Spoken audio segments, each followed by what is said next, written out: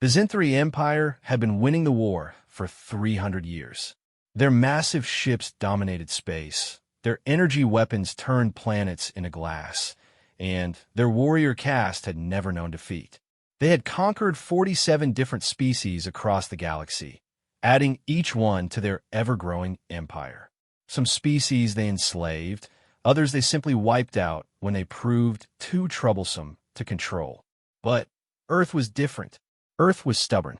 The humans had been fighting for exactly 3 centuries, and somehow they were still alive.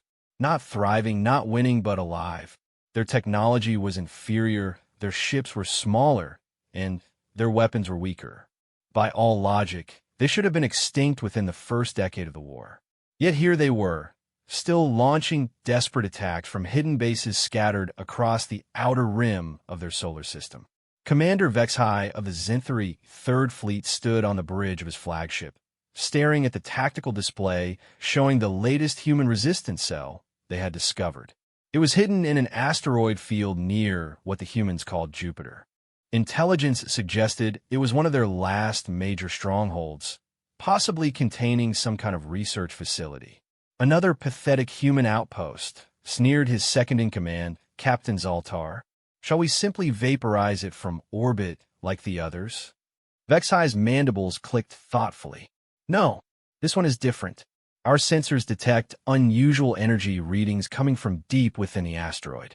The humans have been protecting this location for over 50 years, sacrificing entire fleets to keep us away from it. There must be something valuable here. The truth was, Vexhai was curious. In 300 years of war, the humans had never produced anything that truly threatened the Zinthri Empire. Their weapons were crude, their defenses were weak, and their military tactics were predictable. Yet they kept fighting with a determination that bordered on insanity. What could possibly be so important that they would guard it for half a century? Deploy boarding parties, Vexhai ordered. I want to know what the humans are hiding before we destroy it. The asteroid base was indeed one of humanity's last secrets. Built into a massive rock that had been hollowed out over decades, it contained the remnants of Earth's most classified military program. The few dozen humans still stationed there knew they were about to die, but they also knew their deaths would serve a purpose. Dr. Sarah Chun, the facility's last remaining scientist, watched the Zinthri ships approaching on her monitors. She had been waiting for this moment her entire adult life. Her fingers moved across the control panel, entering codes that had been memorized but never used. "Are you sure about this?" asked Major Tom Harrison, the base commander. He was a grizzled veteran who had been fighting the Zinthri since he was 18 years old. Now at 55, he looked twice his age. The war had aged them all. "We don't have a choice," Sarah replied, her voice steady despite the fear in her eyes. "If they capture this facility, they'll learn about the program. They'll know what we've been working on all these years. We can't let that happen." The program. Even the few people who knew about it rarely spoke its name out loud. Project Lazarus had been humanity's most desperate gamble. Started when the war was only 50 years old, and it became clear that conventional warfare would never be enough to defeat the Zinthri Empire. The concept was simple in theory, impossible in practice.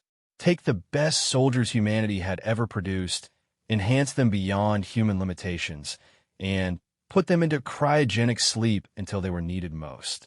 The technology required had taken 2 centuries to develop, and the results had been so terrifying that the project was immediately classified at levels that didn't officially exist. Only 12 super soldiers had ever been created. 11 of them had died during the enhancement process, their bodies unable to handle the genetic modifications and technological augmentations that were forced into them. Only one had survived, and he had been sleeping in a cryogenic pod for the past 150 years. His name was Marcus Kane, and before his enhancement, he had been the most decorated soldier in human history. After his enhancement, he had become something that wasn't entirely human anymore. The Zinthri boarding pods smashed through the asteroid's outer defenses like hammers through glass. The base's automated weapons managed to destroy a few of them, but there were simply too many. Within minutes, Zen-3 warriors were flooding through the facility's corridors, their plasma rifles cutting through the thin ranks of human defenders. Sarah Chen's hands flew across her control panel as explosions rocked the facility around her. The Zen-3 were getting closer, and she could hear their inhuman shrieks echoing through the metal hallways. She had perhaps 2 minutes before they reached the central laboratory. Initiating revival sequence, she announced to no one in particular. Major Harrison was already dead, killed defending the main corridor. She was alone with her life's work, and a choice that would change everything. The cryogenic pod in the center of the laboratory began to hum with power. Centuries-old systems came online, pumping exotic chemicals into the body that lay within. Marcus Kane had been asleep for 150 years, but his enhanced physiology had not aged a single day. If anything, the long sleep had allowed his modifications to fully integrate with his biological systems. Sarah watched the vital signs on her monitor as Marcus's body slowly came back to life. His heart rate was rising, his brain activity was increasing, and the nanotechnology in his bloodstream was reactivating after its long dormancy. According to the readings, he would be fully conscious in approximately 3 minutes. The Zen-3 would be here in 2. A plasma rifle blast melted through the laboratory's main door, and Zen-3 warriors poured into the room. They were tall, insectoid creatures with 4 arms and razor-sharp claws. Their exoskeletons were naturally armored, and their plasma weapons could melt through steel like butter. To them, humans were soft, weak creatures that died easily. Sarah Chun died without making a sound, her body vaporized by a plasma blast before she could even scream. The Zen-3 warriors moved through the laboratory, examining the strange equipment with professional interest. Their orders were to secure any technology that might be useful to the Empire before the facility was destroyed. One of the warriors approached the cryogenic pod, peering through its transparent aluminum window at the human inside. The creature looked ordinary enough, tall for a human, but still smaller than a Zen-3 warrior. Its skin was pale from the long sleep, and various cables and tubes were attached to its body. Just another dead human, or soon-to-be dead. The warrior was about to turn away when a human's eyes opened. Marcus Kane's first sensation upon waking was pain. Not the sharp, immediate pain of an injury, but the deep, bone-deep ache of a body that had been motionless for far too long. His enhanced nervous system processed the sensation in microseconds, analyzing and categorizing it before filing it away as unimportant. His second sensation was the smell of ozone and burned flesh. His augmented senses immediately identified the source. Plasma weapons had been discharged recently, and someone had died from their burns. The scent told him exactly how many weapons had been fired, when they had been fired, and roughly where the victim had fallen. His third sensation was rage. The enhancement process that had created Marcus Kane had done more than simply make him stronger and faster. It had fundamentally rewired his brain, optimizing his neural pathways for warfare and survival. His emotional responses had been heightened and focused, turning his natural protective instincts into something far more dangerous. And right now, those instincts were telling him that enemies had invaded his sanctuary and killed his people. The cryogenic pod systems automatically disengaged as Marcus's vital signs reached optimal levels. The transparent aluminum cover slid back with a soft hiss, and Marcus sat up for the first time in 150 years.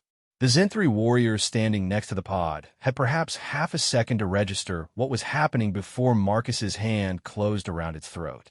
Marcus Kane stood 6 feet and 4 inches tall, but his enhanced musculature made him appear larger. The genetic modifications had increased his muscle density by 300%, while keeping his skeleton light and flexible. The nanotechnology in his bloodstream provided real-time monitoring and adjustment of his body chemistry, optimizing his performance for whatever situation he found himself in. But it was the cybernetic implants in his brain that made him truly dangerous. They processed information at superhuman speeds, calculated tactical options in real time, and coordinated his enhanced reflexes with precision that bordered on precognition. When Marcus's hand closed around the Zenthri warrior's throat, his implants immediately calculated the exact amount of pressure needed to crush the creature's windpipe without damaging the surrounding exoskeleton. The nanotechnology in his bloodstream flooded his muscles with performance enhancers, while his enhanced nervous system mapped every enemy position in the room through microvibrations in the floor and walls. The Zenthri warrior died before it could even trigger its weapon. The other 3 Zenthri in the laboratory had a fraction of a second to react before Marcus was among them. His movements were fluid and precise, each action calculated for maximum efficiency. His bare hands became weapons more effective than any rifle or blade. The first warrior lost its head to a strike that shattered its exoskeleton like eggshell. The second managed to raise its plasma rifle before Marcus's knee destroyed its chest cavity. The third actually fired a shot, but Marcus had already moved, the plasma bolt passing harmlessly through the space where he had been standing. In less than 5 seconds, 4 Zenthri warriors lay dead on the laboratory floor. Marcus stood among the bodies, his enhanced senses already mapping the rest of the facility. He could hear more Zenthri moving through the corridors, smell their distinct pheromone signatures, and feel the vibrations of their footsteps through the metal flooring. His implants estimated approximately 40 more enemies scattered throughout the base. He also detected something else, the fading thermal signature of a recently deceased human. Dr. Sarah Chin's body lay near the laboratory's entrance, her life's work scattered around her in melted ruins.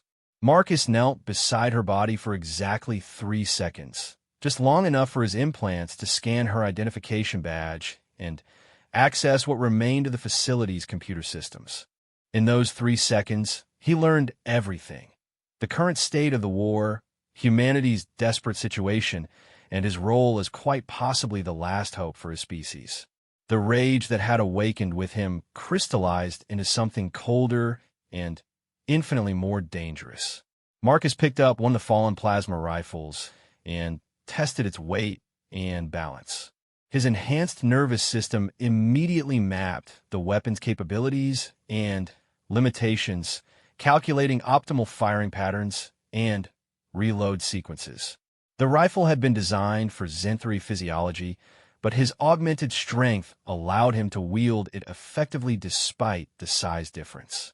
He could have armed himself properly from the facility's armory, but there wasn't time. Every second he delayed meant more human resistance cells would fall to Zenthri attacks across the galaxy. And, according to the data he had just accessed, Earth itself was scheduled for final sterilization in less than 72 hours. Marcus walked toward the laboratory's exit, stepping over Zenthri bodies with casual indifference. His enhanced hearing picked up the sound of approaching footsteps in the corridor beyond, and his implants automatically calculated firing solutions for each potential target. The war had been going on for 300 years, but Marcus Kane had only been awake for 30 seconds. It was already over. The Zenthri patrol, moving through the facility's main corridor, consisted of 8 warriors led by a subcommander. They had been searching the base methodically, cataloging equipment, and eliminating any remaining human resistance. The operation was routine, almost boring. Humans were weak creatures that died easily, and this facility was clearly just another research outpost that had outlived its usefulness. The subcommander was updating his report when the plasma bolt took his head off. Marcus emerged from the laboratory like a force of nature, the stolen Zenthri rifle singing its deadly song. His enhanced reflexes allowed him to track multiple targets simultaneously, while his implants calculated the optimal sequence for eliminating each threat. The nanomachines in his bloodstream had flooded his muscles with stimulants and oxygenators, pushing his already superhuman capabilities even further beyond normal limits. The 8 Zenthri warriors were elite troops who had fought in dozens of campaigns across the galaxy. They were experienced, well-trained, and equipped with the finest weapons the Empire could provide. Under normal circumstances, they could have defeated a company of human soldiers without significant casualties. But Marcus Kane was not normal circumstances. The first warrior died before it could even identify the source of the attack. The second managed to turn toward the threat before a plasma bolt vaporized its chest. The third and fourth warriors attempted to return fire, but Marcus was no longer where their targeting systems said he should be. Marcus moved through the corridor like liquid death, his enhanced speed allowing him to stay ahead of the Zenthri targeting computers. His own shots were precise and economical, each plasma bolt carefully placed to maximize damage while conserving ammunition. Within 15 seconds, 8 more Zenthri warriors lay dead. Marcus checked his stolen weapon's power level and frowned. Zenthri plasma rifles were powerful but inefficient, designed for sustained combat against lightly armored targets. At this rate of fire, he would exhaust the weapon's power cell long before he cleared the facility of all hostile forces. His implants immediately began calculating alternatives, while his enhanced senses mapped the facility's layout. The base's armory was 2 levels down and heavily defended, but it contained weapons specifically designed for his enhanced physiology. Getting there would require fighting through approximately 30 more Zenthri warriors, but once properly armed, he could complete his mission with significantly greater efficiency. Marcus began moving through the facility with methodical precision, his route calculated to minimize ammunition expenditure while maximizing enemy casualties. He encountered resistance at every major junction, but the Zenthri warriors were unprepared for an enemy that moved faster than their targeting systems could track and hit harder than their armor could withstand. The facility's commander, Captain Zekmore, watched the tactical display in growing confusion as red dots representing his warriors began disappearing one by one. Initial reports suggested a single human combatant was responsible for the casualties, but that was clearly impossible. Humans were weak creatures with slow reflexes and primitive weapons. No single human could possibly eliminate an entire Zenthri boarding party. "Sir," his communications officer reported, "we've lost contact with all teams in sections 7 through 12. The last transmission was a garbled report about a human with plasma weapons." Captain Zekmore's mandibles clicked in annoyance. "Impossible. Deploy the reserve squads to those sections and establish a perimeter. Whatever the humans are using as a weapon, it cannot stand against superior numbers." But even as he gave the orders, more red dots were disappearing from his tactical display.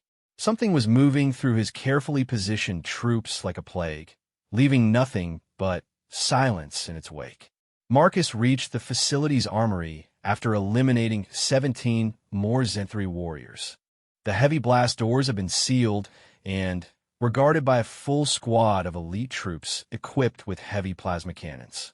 Under normal circumstances, breaching such a position would require explosives, heavy weapons, and acceptable casualties. Marcus had none of those things, but he did have something the Zenthri had never encountered before: absolute tactical superiority. His implant spent exactly 1.3 seconds analyzing the defensive position, calculating angles of fire, identifying cover points, and determining the optimal approach vector. The nanomachines in his bloodstream had been gradually adjusting his body chemistry throughout the facility, priming his enhanced muscles for maximum performance. When Marcus moved, he moved like lightning. The Zenthri guards were experienced warriors who had fought in some of the Empire's most difficult campaigns.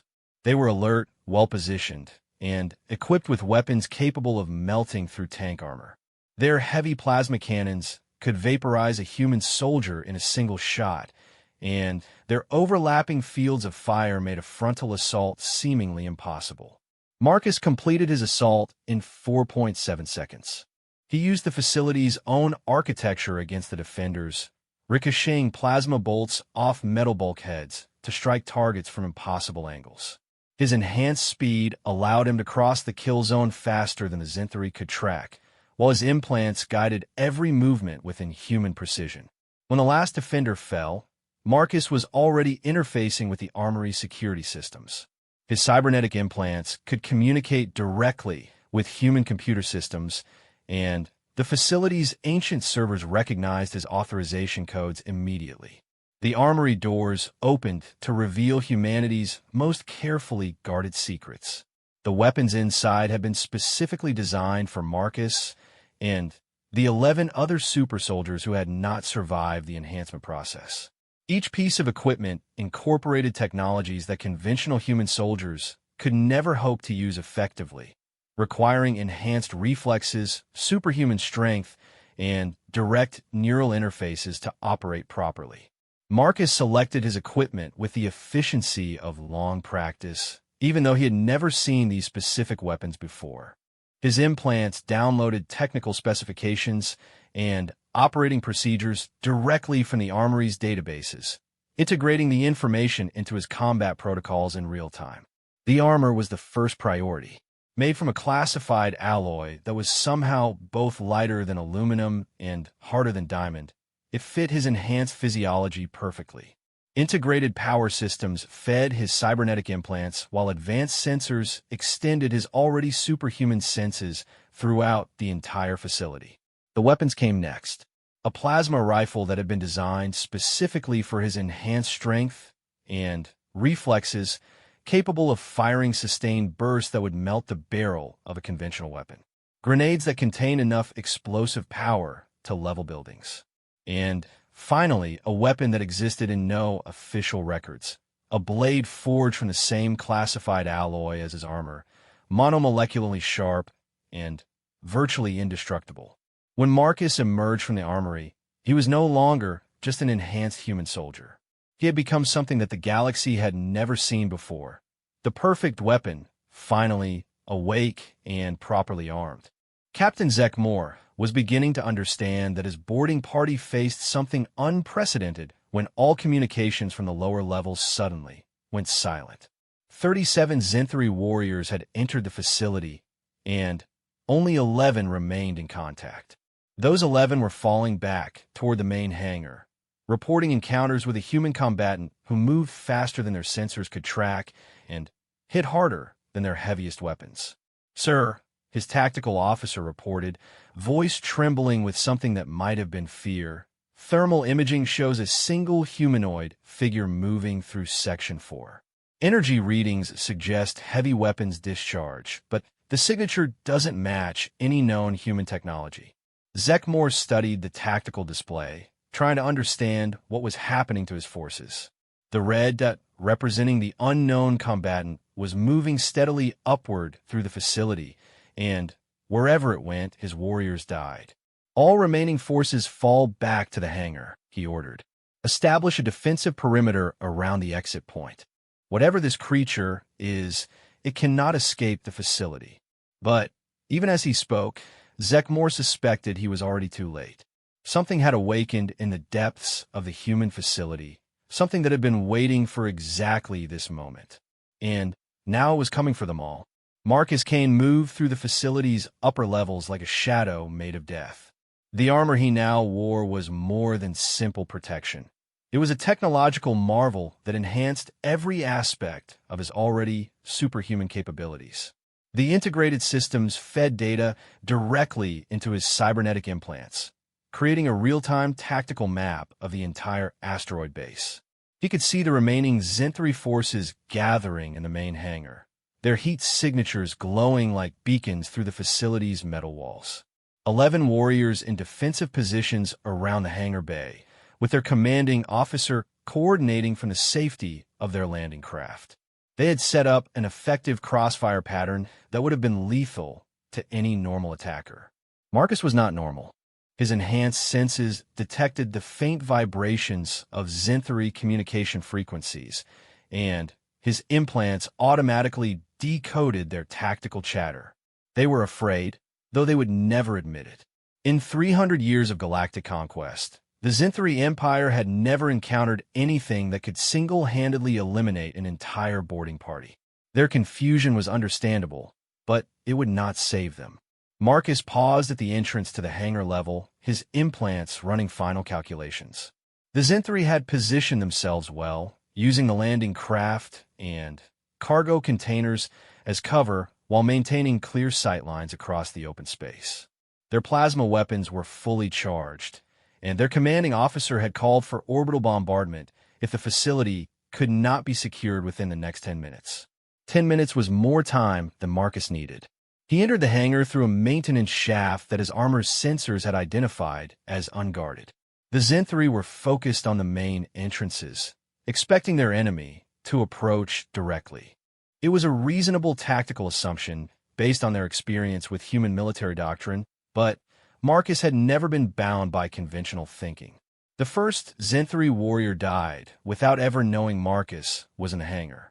A monomolecular blade passed through its exoskeleton like water, severing major nerve clusters with surgical precision. The creature fell silently, its death unnoticed by its companions who were watching the wrong approaches.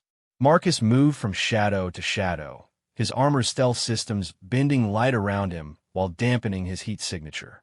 The technology was experimental, requiring massive amounts of power and precise calibration that only his cybernetic implants could provide. But it made him effectively invisible to Zen-3's sensors, allowing him to position himself for maximum tactical advantage. The second warrior was standing guard near a stack of supply containers, its plasma rifle aimed at the main corridor entrance. Marcus materialized behind it like a nightmare, one hand covering the creature's mouth while the monomolecular blade found the gap between its skull and exoskeleton. The warrior convulsed once and went still, its body carefully lowered to prevent any sound that might alert its companions. Captain Zekmore was monitoring his troops' positions from the safety of his landing craft when the first anomaly appeared on his tactical display.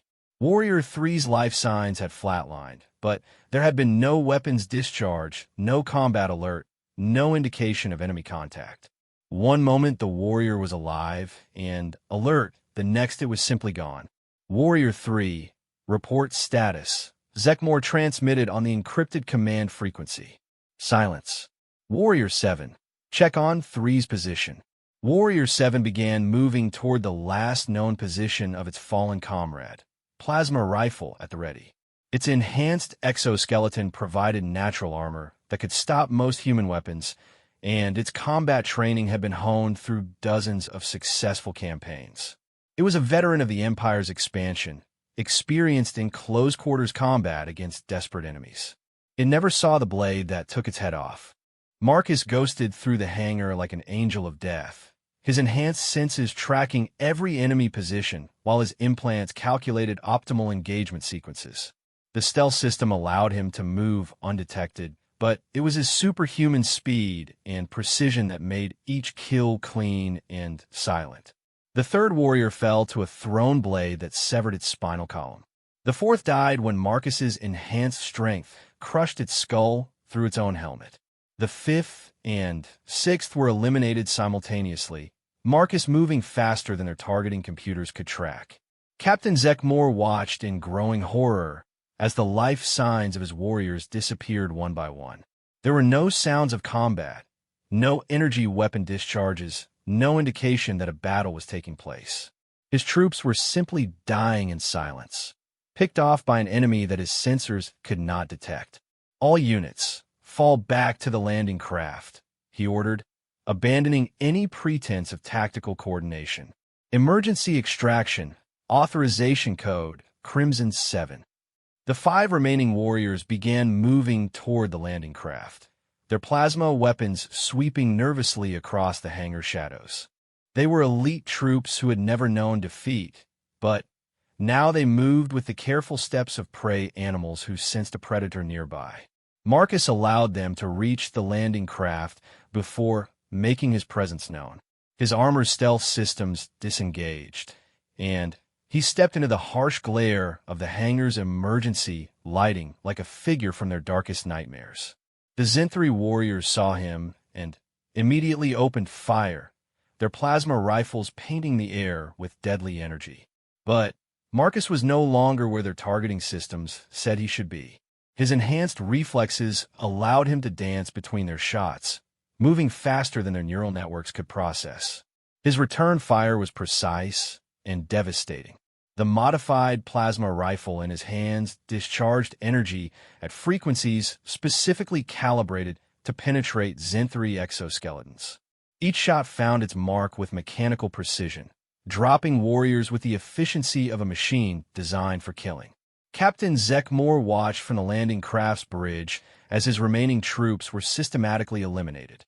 The human moving through his forces was unlike anything in the Empire's extensive xenobiological databases.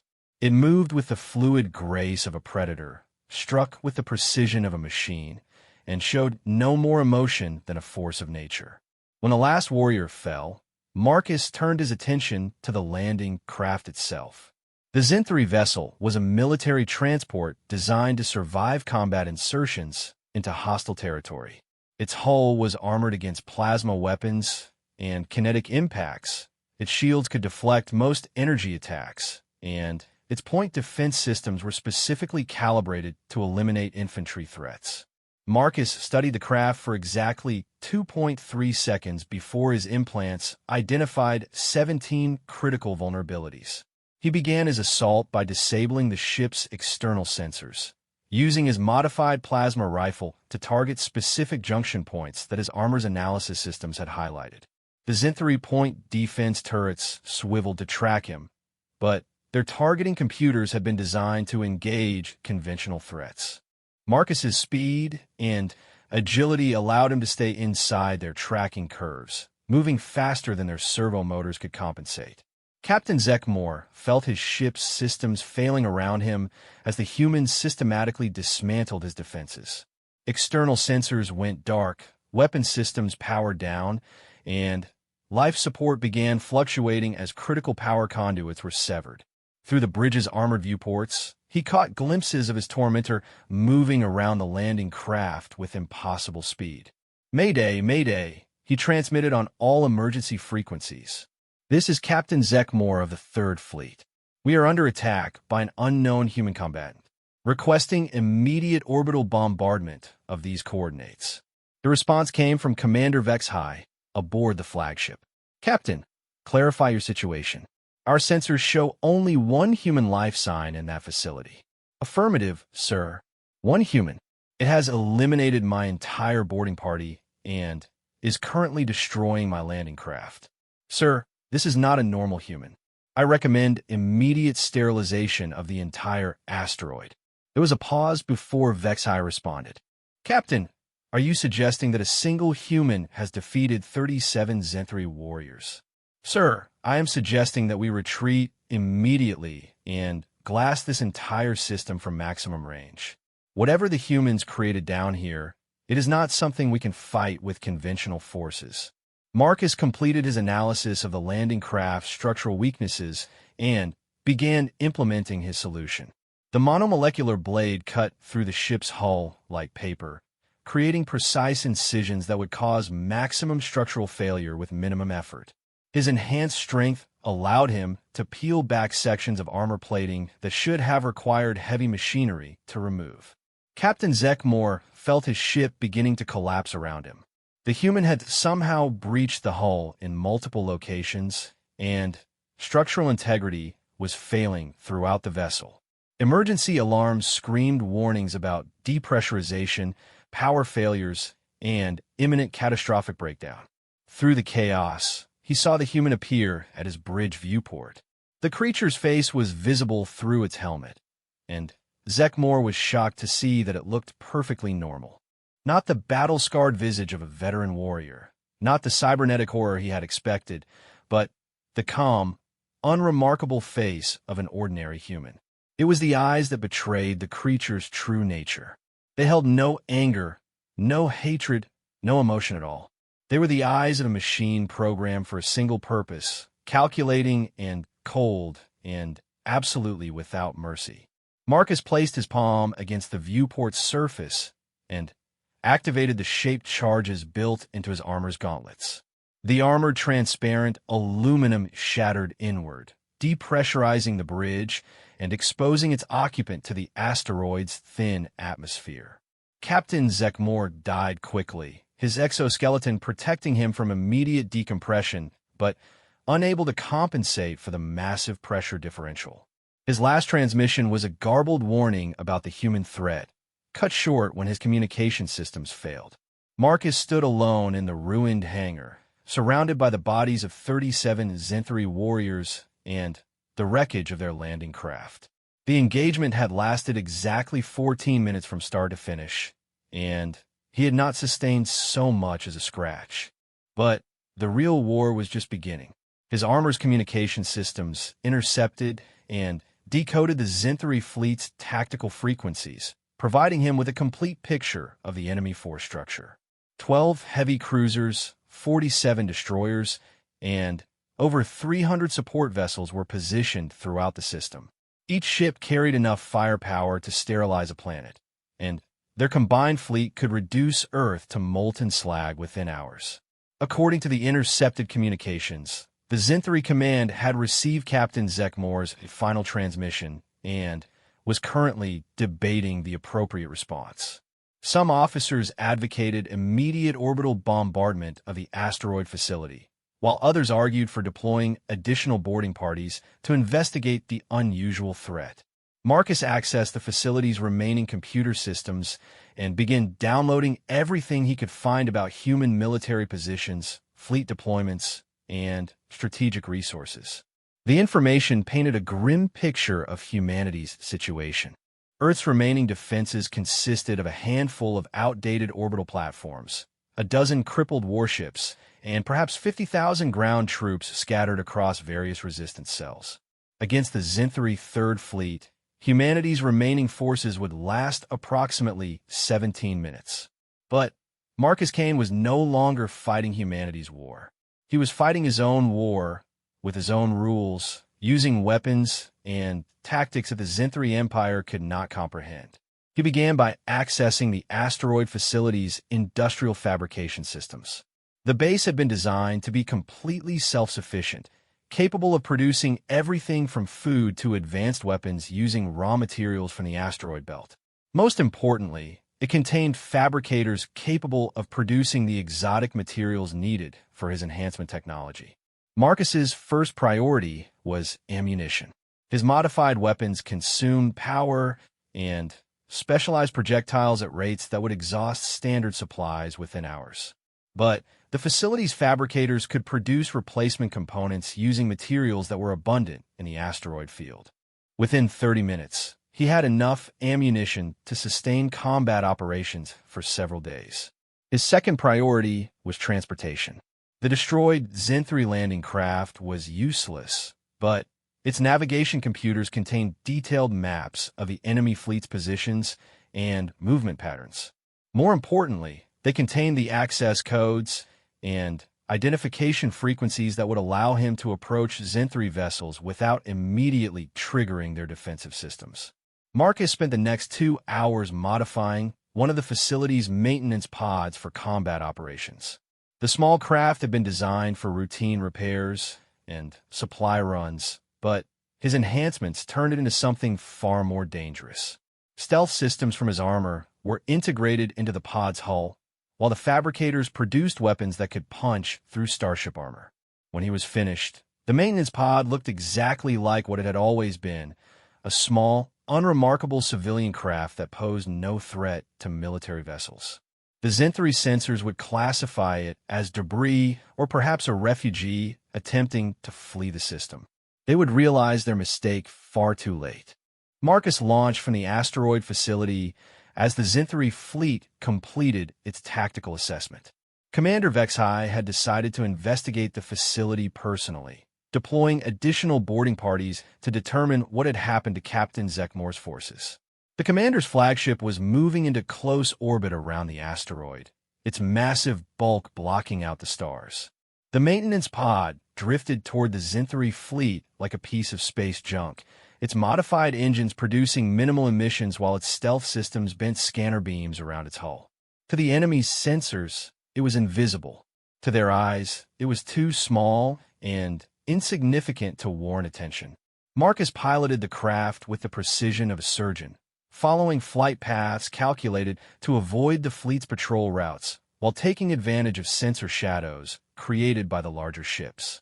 His destination was the flagship itself, the nerve center of the entire Zenthri operation. Commander HFY was coordinating the second boarding operation when his communication officer reported an anomaly. "Sir, we've detected a small debris field approaching from the asteroid. Appears to be wreckage from a battle." HFY's mandibles clicked in acknowledgement. "Probably pieces of Captain Zekmore's landing craft. Have the point defenses clear anything that gets too close to the hull." The maintenance pod drifted closer to the flagship, its course seemingly random, but actually calculated to bring it into contact with a specific section of the ship's hull. Marcus had identified the optimal insertion point during his analysis of the Zenthri technical databases, a maintenance access port that led directly to the vessel's central computer core. When the pod touched the flagship's hull, it adhered with magnetic clamps while Marcus began cutting through the access hatch. His monomolecular blade made short work of the Zenthri alloys, creating an opening just large enough for him to slip through.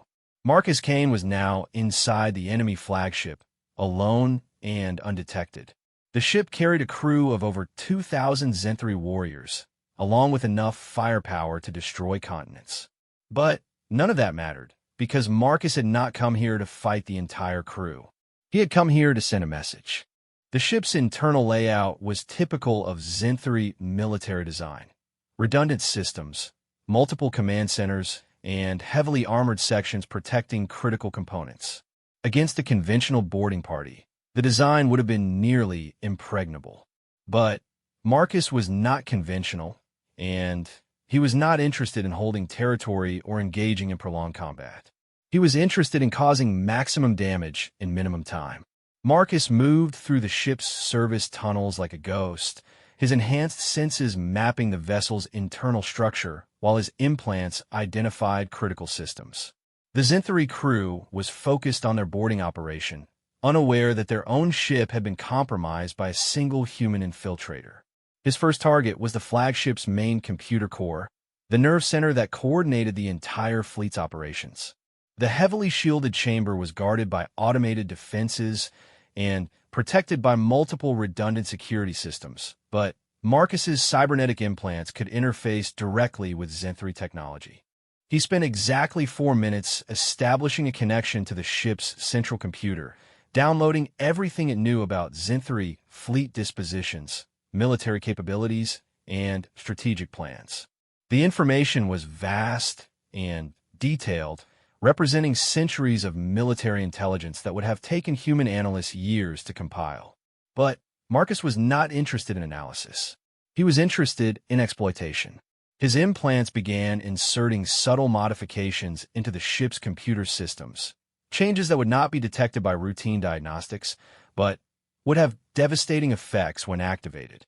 Navigation systems were compromised, weapon targeting was corrupted, and life support controls were modified to respond to his remote commands. When Marcus finished with the computer core, the flagship was no longer under Zenthri control. It was under his control, along with every other ship in the fleet that received regular data updates from the command vessel.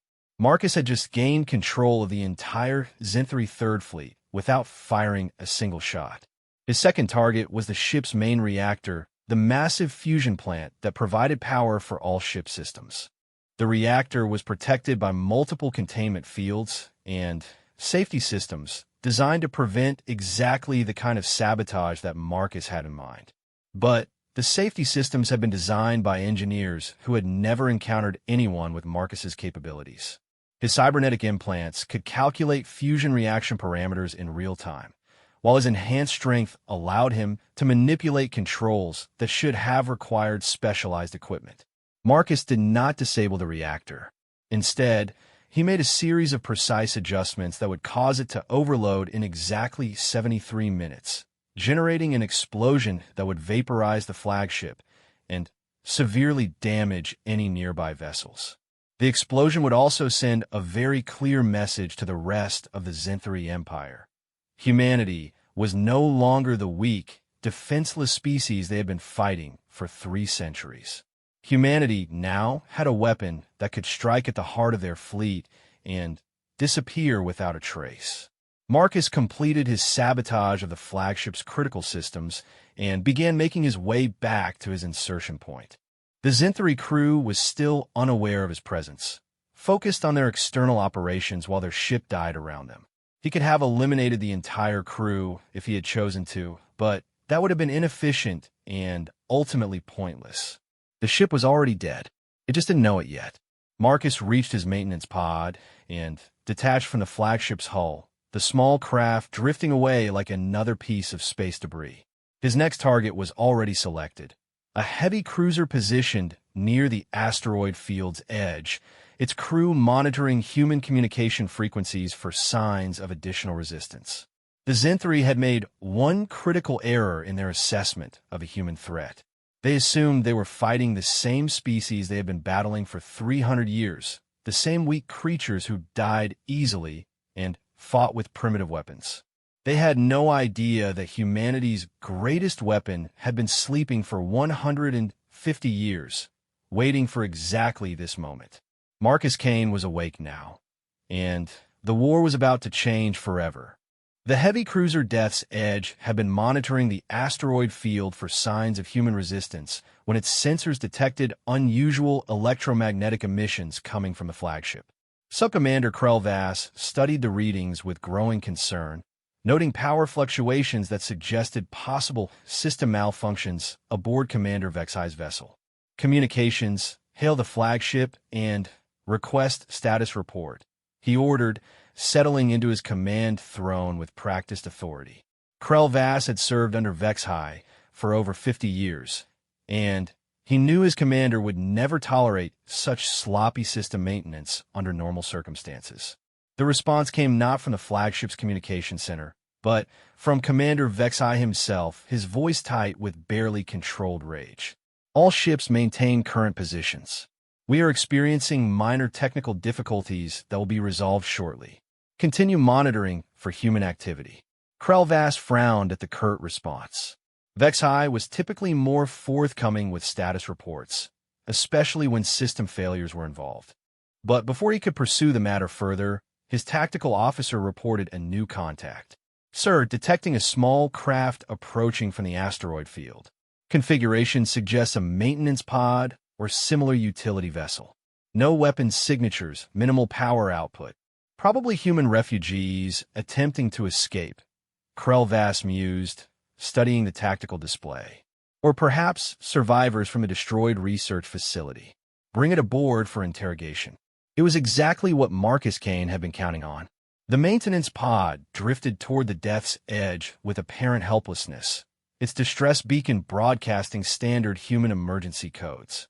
To the Zinthri sensors, it appeared to be exactly what they expected, a desperate escape attempt by the last survivors of their asteroid raid. Marcus piloted the craft with calculated precision, allowing the cruiser's tractor beam to capture him while maintaining the illusion of a damaged and powerless vessel. His enhanced senses mapped the ship's internal structure as he was drawn into its hangar bay, identifying critical systems and optimal infiltration routes. The Death's Edge was smaller than the flagship, but still carried a crew of 800 Zinthri warriors. Its weapons could level cities, and its armor could withstand direct hits from human nuclear weapons. Under normal circumstances, a single human aboard such a vessel would survive perhaps 30 seconds after being discovered. But Marcus Kane had not been normal for 150 years. The maintenance pod settled onto the hangar deck with a metallic clang, surrounded immediately by a full squad of Zinthri guards. They approached with weapons drawn, but not yet aimed, expecting to find frightened human civilians inside the small craft. Instead, they found death waiting for them. Marcus emerged from the pod like a force of nature, his enhanced speed allowing him to cover the distance to the nearest guard before the creature could even register his presence. The monomolecular blade passed through Zinthri exoskeleton like it was made of paper, severing neural pathways with surgical precision. The remaining guards had perhaps 2 seconds to react before Marcus was among them, moving faster than their targeting computers could track. His modified plasma rifle discharged energy at frequencies specifically calibrated to penetrate their armor, each shot placed with mechanical precision. In less than 10 seconds, the entire guard squad lay dead on the hangar deck. Marcus accessed the ship's internal communication system, his cybernetic implants interfacing directly with Zenthri technology. He needed to send a message to the fleet, but first he needed to understand the full scope of the enemy force. The Death's Edge's computer systems revealed the complete tactical situation. The Zenthri Third Fleet consisted of 97 vessels of various classes, commanded by officers who had never experienced defeat in 3 centuries of galactic conquest. They were positioned throughout the system with overwhelming firepower, prepared to sterilize every human installation within range. But they were also completely unprepared for the kind of warfare that Marcus represented. Subcommander Krelvass was coordinating search patterns for additional human refugees when his security chief reported a problem. "Sir, we've lost contact with the hangar-based security team. They're not responding to communications. Send a backup squad to investigate," Krelvass ordered, only mildly concerned. "Probably equipment malfunction." These utility raids always cause technical difficulties. But even as he spoke, more security teams began falling silent throughout the ship. Red indicators appeared on his tactical display as life signs disappeared one by one, marking the systematic elimination of his crew. Marcus moved through the Death's Edge like a shadow, made of steel and death.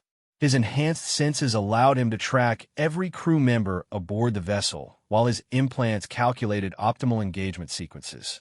The Zenthri were skilled warriors, but they'd been trained to fight enemies who followed predictable patterns and moved at comprehensible speeds. Marcus followed no patterns and moved faster than their nervous systems could process.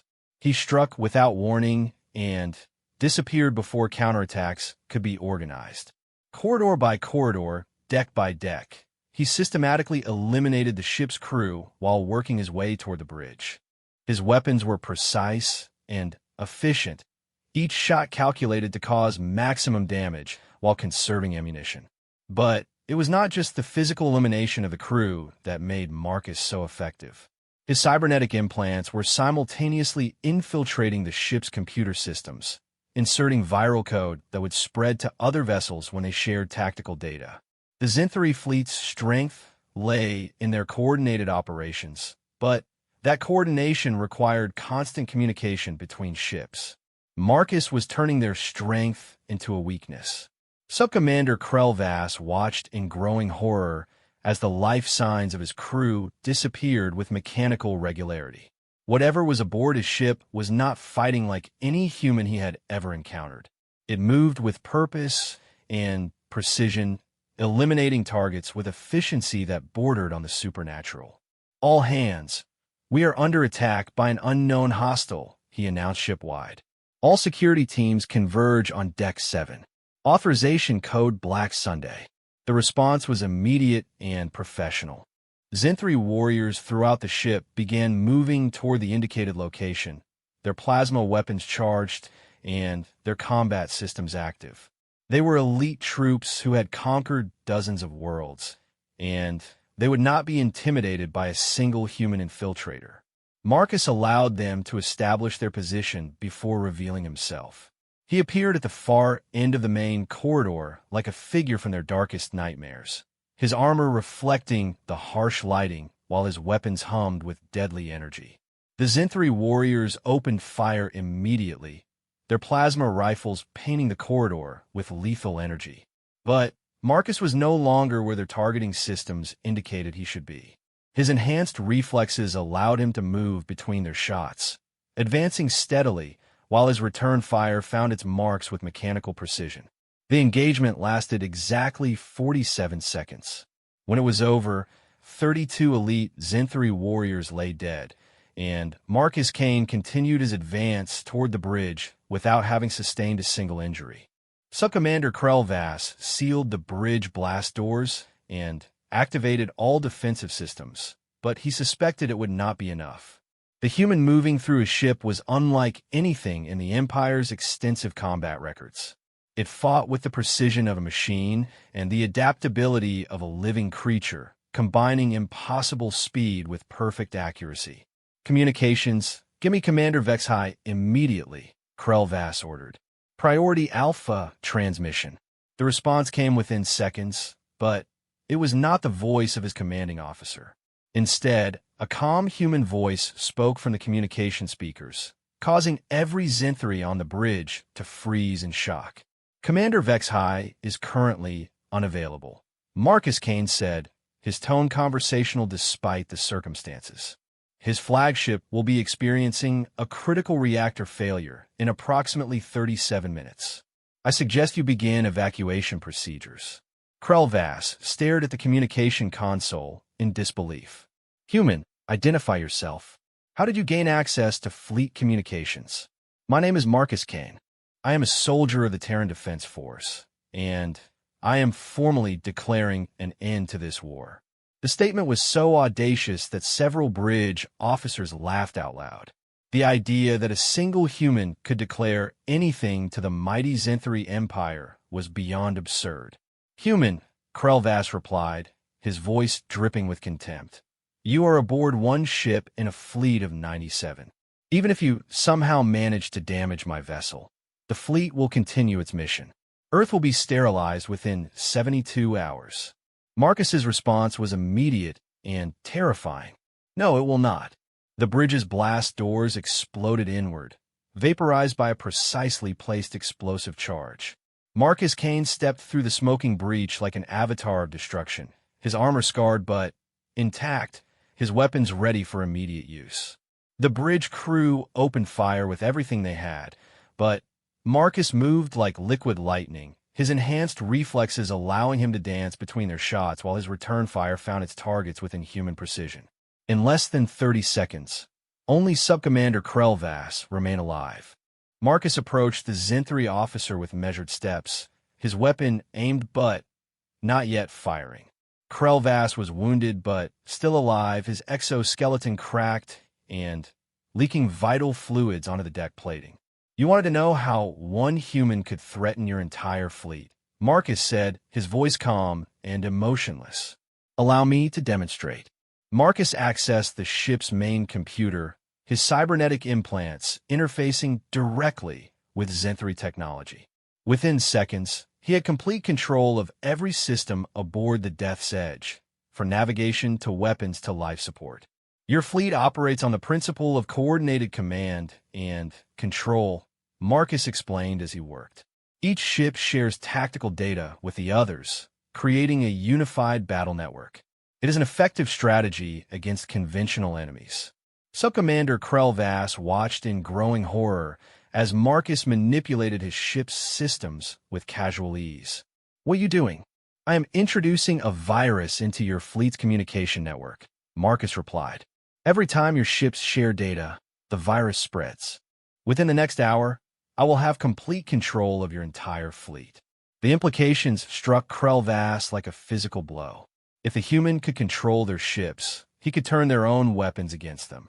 The Zenthri Third Fleet would destroy itself from within. Impossible, Krelva Gesped. Our security systems are impenetrable.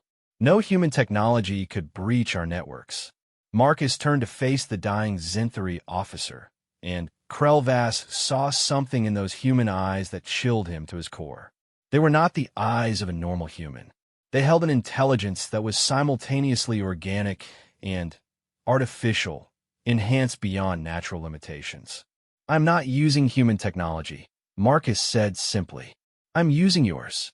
The revelation was devastating. The human had somehow gained access to Zenthri technology and turned it against them. Every system, every weapon, every ship in the fleet was potentially compromised. Marcus completed his virus insertion and turned back to Krelvass. You have a choice to make, Subcommander. You can contact your fleet and order them to withdraw from this system immediately, or you can watch as I turn every ship under your command into a weapon aimed at your own empire. Krelvass tried to speak, but found that his vocal cords had been damaged in the fighting. He could only stare as Marcus continued his explanation. The virus I have planted will remain dormant for now, but I can activate it at any time. When I do, your ships will no longer obey Zenthri commands. They will obey mine.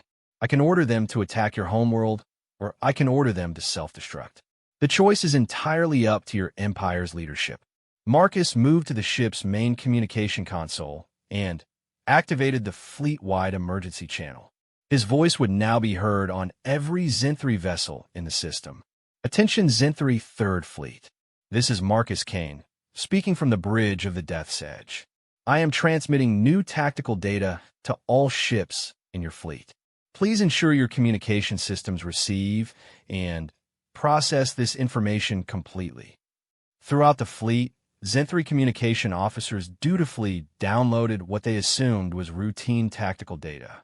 They had no way of knowing that each transmission carried Marcus's viral code deeper into their ship's computer systems. The data transmission is complete, Marcus announced. Your fleet now belongs to me. You have exactly 1 hour to begin withdrawal from this system. Any ship that remains after that deadline will be destroyed by its own weapons. The response was immediate and predictable. Zenthri ship commanders throughout the fleet began transmitting angry denials and threats, their warrior pride preventing them from acknowledging the reality of their situation. They were the conquerors of a dozen star systems, the masters of galactic warfare. They would not be intimidated by a single human. Marcus had expected this reaction. The Zenthri were a proud species whose culture valued strength above all else. They would need a demonstration before they would believe the scope of their predicament. He selected a destroyer positioned on the fleet's outer perimeter and activated the viral code within its computer systems. The ship's own weapons turned inward, plasma cannons firing into critical hull sections, while missile batteries launched their payloads at point-blank range. The destroyer Void Striker destroyed itself in a spectacular explosion that was visible throughout the system. Its crew of 300 Zenthri warriors died without understanding what had happened to their ship. The fleet-wide communication channels fell silent. Marcus waited exactly 30 seconds before speaking again. That was a demonstration. The next ship to ignore my withdrawal order will suffer the same fate. You now have 58 minutes to begin your retreat. Commander Vexhi's voice crackled over the emergency channel, transmitted from the flagship's auxiliary bridge. Human, you have made a grave error. The Zenthri Empire does not negotiate with inferior species. We will glass this entire system before we retreat. Marcus smiled, though no one could see his expression through his helmet. Commander, I suggest you check your flagship's reactor status before making any threats. There was a pause, followed by frantic activity on the flagship's bridge. Marcus could hear Zenthri officers shouting orders and status reports in the background. Sir, came a panicked voice. Main reactor is showing critical instability. Containment fields are failing. We have approximately 35 minutes before complete meltdown. The silence that followed was deafening. You see, Commander, Marcus continued, I was aboard your flagship before I visited the Death's Edge. Your reactor is currently undergoing a carefully controlled overload that will result in a fusion explosion equivalent to a small star. The blast will vaporize your ship and severely damage any vessel within 50,000 kilometers. Marcus paused to let the implications sink in. You have two choices. You can remain in formation and die with your flagship, or you can begin immediate withdrawal and live to warn your empire about what happened here. Commander Vexhi was a veteran of 50 years of galactic conquest, and he understood tactical realities better than most. The human had somehow gained control of the fleet's own systems and turned them into weapons against their crews. Fighting such an enemy was not just futile, it was impossible. All ships, he transmitted with obvious reluctance, begin emergency withdrawal from the system. Maximum acceleration, scatter pattern delta. This operation is terminated. The Zenthri 3rd Fleet began to move, their massive ships turning away from Earth's solar system with speeds that spoke of genuine panic. They had come to finish a war that had lasted 3 centuries, and Instead, they had encountered something that challenged everything they thought they knew about human capabilities. Marcus watched the fleet's withdrawal from the bridge of the Death's Edge, his enhanced senses tracking each ship as it accelerated toward the system's edge. His viral code remained dormant in their computer systems, a sleeping sword that could be activated at any time. But he would not need to use it.